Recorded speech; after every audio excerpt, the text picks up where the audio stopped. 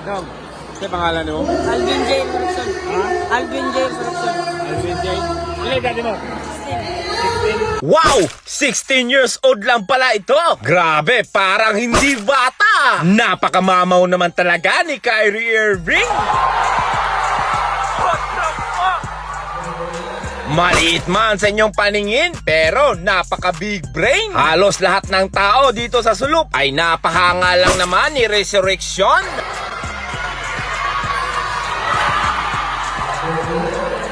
Championship game dito sa araw ng sulok. Born 2006 category. Punong-puno na naman ang arena. Dahil ang maglalaban, Max Baller x Tutu Lau Game 4. At ang magiging kalaban din nila, ang Holy Trinity Wildcats. Sayang na nga at natalo dito ang mga Wildcats. Konti na lang sana at makakalamang na ito. Pero nabigo sila dito mga idol. Dahil kinapos na sila sa oras. Seconds to play na lang. At 5 pa ang kanilang hahabulin. First quarter hanggang third is naghahabol kasi ang mga Holy Trinity. Pero pagdating sa fourth quarter, ilang nakakadikit na sila. Dahil na-pressure na din ang mga Max Ballers. Pero pagdating ng bandang huli, is nangingibabaw pa rin ang laki at ang bilis ng mga taga Max Baller. Kaya ako to nasabi, hindi man sa pagmamaliit, medyo sakto lang kasi ang height ng mga Holy Trinity. Pero mga fighter, ika nga. At sa sobrang ganda ng laban, hindi talaga maiiwasan ang sakitan. Duguan pa nga ang inabot ni Clinton Pico. At siya,